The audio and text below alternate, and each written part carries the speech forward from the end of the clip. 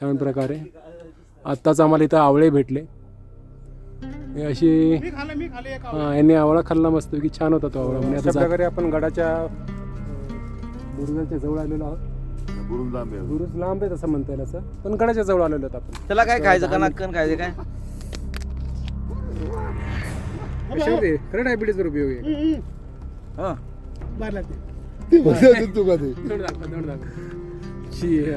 कसं काय खाऊ शकता राव. मित्रांनो, आता जरी तुम्ही खातानी पाच अशा आहेत ना, पण तुम्ही खाण्याचा प्रयत्न करू नका.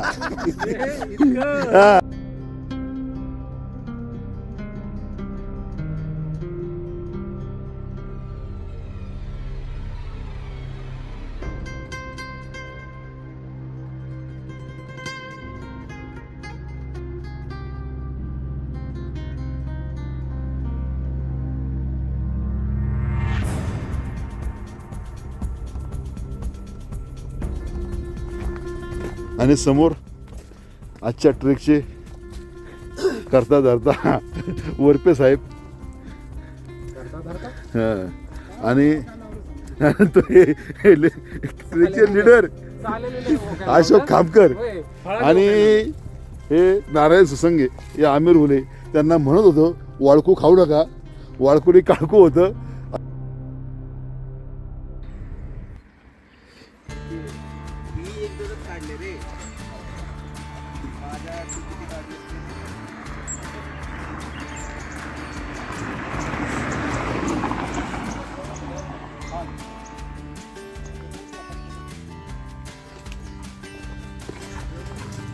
पाठीमाग आता पाहिलंच असेल, गाडी पार्क केली आणि जो मांढरदेवी वाई रस्ता आहे त्या रस्त्याच्या आतमध्ये येण्यासाठी ही पाऊलवाट जाते. हा समोर दिसतोय पांडवगड आहे आणि आज आपण आलो पांडवगडचा ट्रेक करण्यासाठी.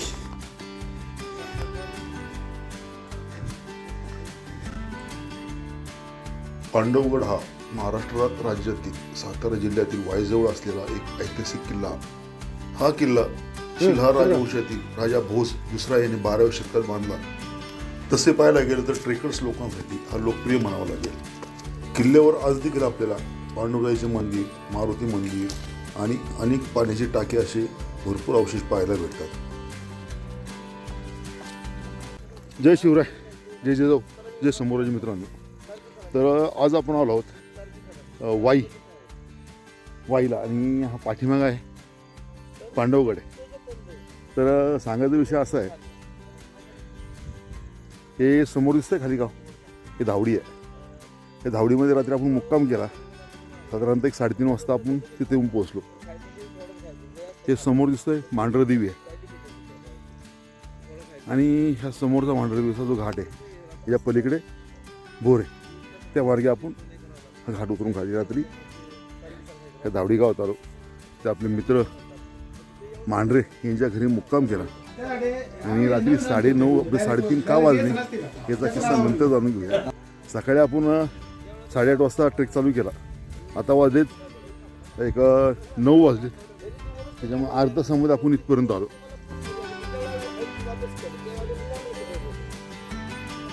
आणि सगळ्यात महत्त्वाची गोष्ट, आपण इथपर्यंत येण्यासाठी एक पाऊण तास लागतो आपल्याला. आणि जो ऐतिहासिक जो पायरी मार्ग आहे हा पांडवगडाचा, हा समोर म्हणजे पहिल्यांदाच आपल्याला जो पायरी मार्ग दिसतो, मध्ये कातळ कोरीव आहे. सुरुवातीला बांधवी पायऱ्या आहेत. ह्या पायरी मार्गाने जायचं वरती. तर चला निघूया आता.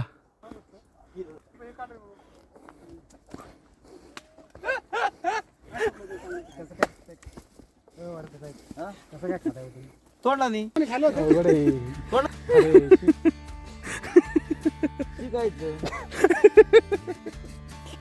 डोक्याला झटका बसायला माझ्या. यांचं दाखवा तो ना खाता गोड गोड आहे काहीतरी. त्याला काय खायचं का नाकन खायचं काय? खरं डायबिटीज वर उपयोग आहे. हा तू का ते कसं काय खाऊ शकता राव. डोळ्यातून पाणी आलं पाणी.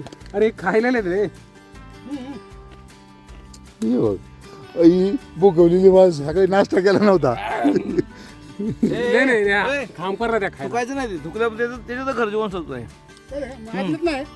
नाही नाही आतलं नाही बाहेर सगळं.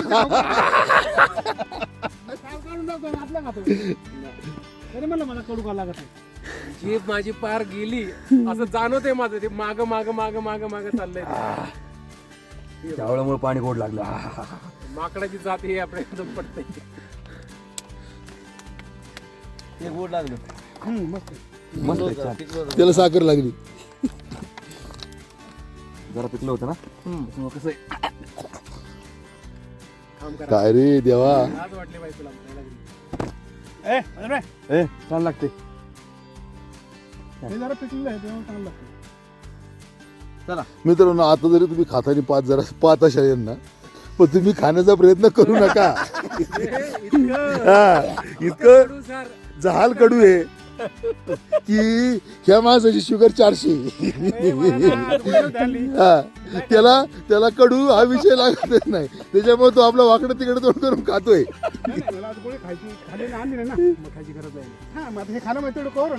कोणा चॉकलेट पिकलेट काय काय अरे खरं काहीतरी द्या रे. पुढं कडू लागलं कोणाला काय कळतच नाही मला. घसा कडू झाला कोणी काहीच नाही. आवळ्यात तोंडले भारी जातं. यार पण याचा कडूचा संबंध हे कडूच नाही. बरं चला आता तर समोरील पाऊलवाटेतून जर आपण पुढे जर आलो तर हे बांधीव खोदीव हे पाण्याचं टाकं आहे. भलं मोठं आहे. मात्र ही समोरची जी प्रॉपर्टी दिसते आहे ही संपूर्ण प्रॉपर्टी ही प्रायव्हेट आहे. आणि या ठिकाणी मात्र आपण वरती आल्यावरती समोर येत आहे एंट्री करावं लागतं. एंट्री करून आपण ह्या साईडला किल्ल्याकडे जाणार आहोत. चला बरं हे काय म्हणता तुम्ही. तुती ही छोटी छोटी चिरी आहे. नाही होत ती. तुती ही कच्ची आहे पण. हा ती पिकल्यावर काळी होते ना. हो दे कशी असते. बघू दे मग इथं झाड एवढं मोठं बघू दे काय. अरे वा खऱ्या अर्थाने इकडे दाखव माझ्या तुझी तोंड कडू पडली होती ती आता गोड व्हायला नाही. तेव्हा एवढे छान आहे आणि टेस्टी आहेत की नाद नाही. ते फार्म हाऊस पाहिलं त्याच्यानंतर ते मोठं पाण्याचं टाकं आहे. ते शेजारी छोटी 2 पाण्याची टाकी आहेत. तिथून पुढे जर आलं थोडंसं तर डाव्या बाजूस थोडंसं खाली उतरून आल्यावरती या ठिकाणी जी 6 पाण्याची टाकी आहेत ती ह्या ठिकाणी आहेत. इथे समोर दिसणारं एक खांबटाकं आहे. आतमध्ये खोलवर आहे. हा नंतर हे इथे हे पाण्याचं टाकं आहे. नंतर पुढे पाण्याचं आपण म्हणतो ना नियोजन कशा पद्धतीने असेल की हे टाकं भरलं ना हे पाण्याचं टाकं भरल्यानंतर हे पाण्याचं टाकं भरत असेल आणि याच्यानंतर ही बाकीची पाण्याची टाकी भरत असतील.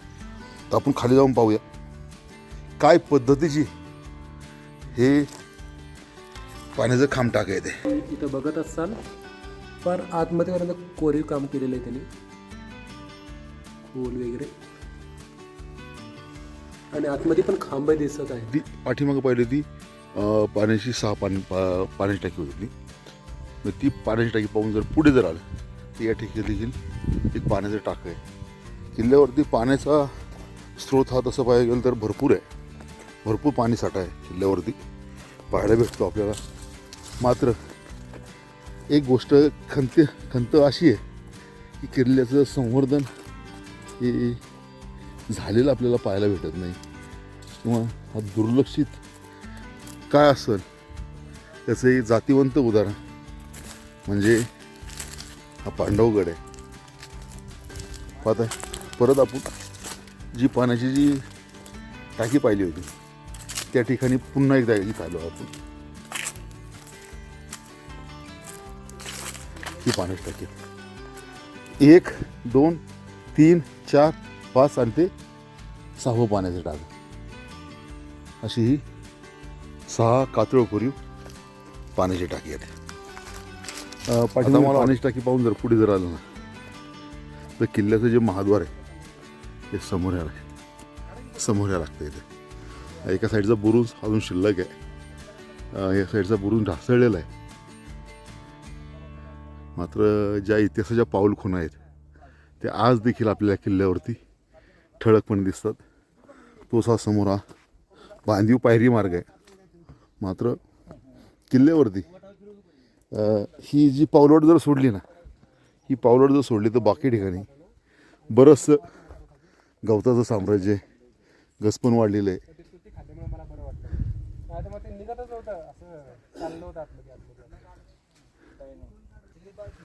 हा आहे उजव्या साईडचा बुरुज आणि हा डाव्या बाजूचा बुरुज. डाव्या बाजूचा बुरुज मात्र ढासळलेला आहे काळाच्या ओघामध्ये. आतमध्ये जर आलं तर हे किल्ल्याचं इथे महाद्वार असेल, वरची कमान मात्र पडलेली आहे.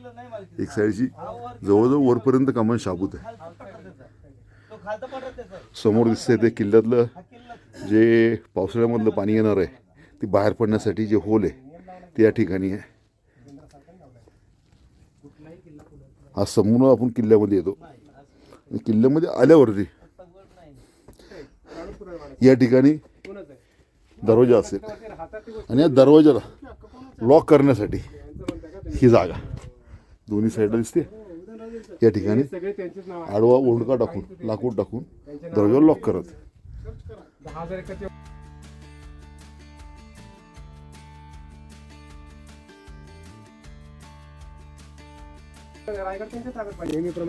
गेटच्या आतमध्ये जर आलं तर उजव्या बाजूस बांधकामाचे अवशेष दिसतात आपल्याला. खाली चौथरा मात्र बऱ्यापैकी शाबूत आहे. ह्या त्या काय जुन्या काळच्या ह्या लाल विटा, ह्या चपट्या विटा आहेत. या विटांमध्ये बांधकाम आहे. अरे आहे एका बाजूस हा बुरुज या साईडला आणि समोर आजच्या ट्रेकचे करता धरता वरपे साहेब आणि ट्रेकचे लीडर अशोक खामकर आणि हे नारायण सुसंगे हे आमिर हुले. त्यांना म्हणत होतो वाळकू खाऊ नका, वाळकुरी काळकू होतं. समोर तिसऱ्या गेटच्या आतमध्ये जर आलं ना तर हे डाव्या बाजूस सुरुवातीलाच लागणार हे मारुती मंदिर आहे. शेजारी ध्वजकाठी आहे.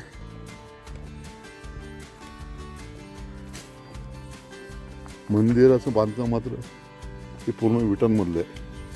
वर त्याला छत आहे. आणि त्या मारुती मंदिराच्या पुढे जर आलं तर प्रत्येक किल्ल्यावरती जवळजवळ आवर्जून असणारी गोष्ट जे आपण म्हणतो चुन्याचा घाणा, तो हा चुन्याचा घाणा. किल्ल्यावरील हा आत्ता देखील सुस्थितीत असलेला हा चुन्याचा घाणा आहे. मधलं जातं मात्र त्याला काळाच्या ओघात क्रॅक तडे गेलेत आणि बाजूचं त्या खाचेमध्ये फिरणारं जे जातं आहे, जे दगडी चाक आहे ते आज देखील मात्र पाहिलं एकदम असं लोखंडासारखा आवाज येते. एवढं भन्नाट आहे ना खरंच. समोरला आपण ते मारुती मंदिर पाहिलं, त्याच्यापुढे चुन्याचा घाणा पाहिला. त्याच्या पुढे जर आलं तर या ठिकाणी समोर ही छोटी खाणी दीपमाळ आहे. या ठिकाणी पादुका दिसतात. ते पूर्वीच्या काळी असलेलं पाणी साठवण्याचं भांडं आहे. त्याच्यासमोर हे नवीन स्वरूपात बांधकाम केलेलं मंदिर आहे. विटेमध्ये बांधकाम आहे. जी गडदेवता म्हणतो ती या ठिकाणी आहे.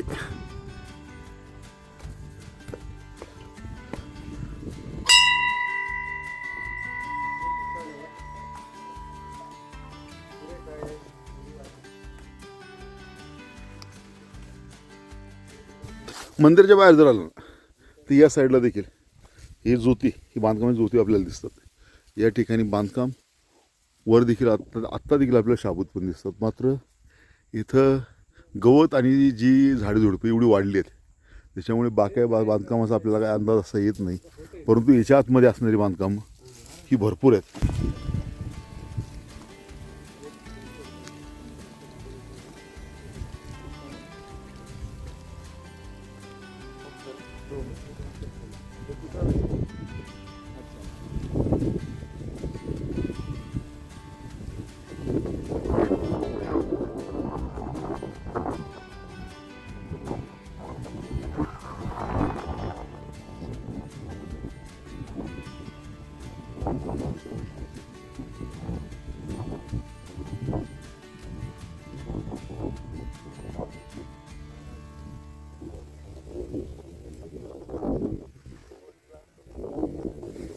पाहता की मित्रांनो, हे अशी बांधकामाचे अवशेष आपल्याला किल्ल्यावरती बऱ्यापैकी दिसतात.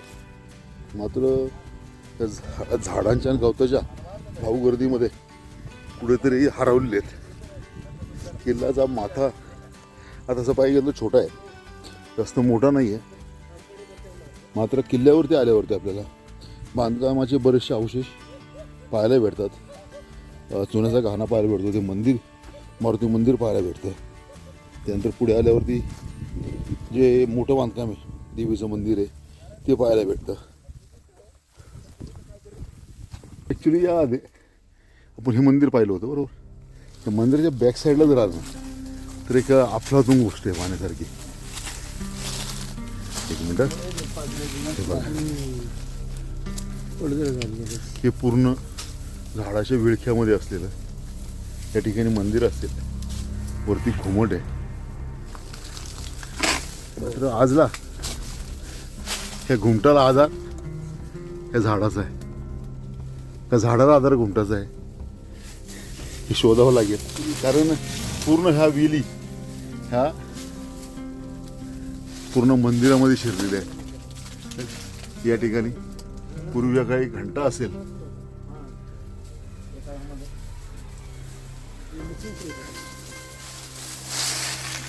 किल्ल्यावर तुम्ही आला असाल, आता आपल्याला देखील माहीत नव्हतं म्हणा. आपण पुन्हा मारुती मंदिरापासून ते तिसरं गेट लागलं होतं आपलं. तिसऱ्या गेटपर्यंत आलं ना, तर तिसऱ्या गेटच्या तिथे डाव्या बाजूस रस्ता नाही आहे, फॉरवर्ड नाही आहे. परंतु ह्या पाठीमागच्या गवताने पुढे जर आलं गवतामधनं तर समोर दिसतं एक किल्ल्यावरील, मला वाटतं सगळ्यात मोठं हे पाण्याचा स्रोत असू शकतो. हे किल्ल्यावरचं सगळ्यात मोठं पाण्याचं भंडार. आणि हाच दगड हे पुढचं बांधकाम दिसतंय, ह्या बांधकामासाठी किंवा किल्ल्यावरची जी बाकी बांधकाम झाले असतील त्या बांधकामासाठी वापरला गेला असेल. पाहिलं किती मोठं आहे. समोरील मात्र हे बांधीव आहे आणि ह्या बाजूचा मात्र खडक पूर्ण फोडलेलं आहे.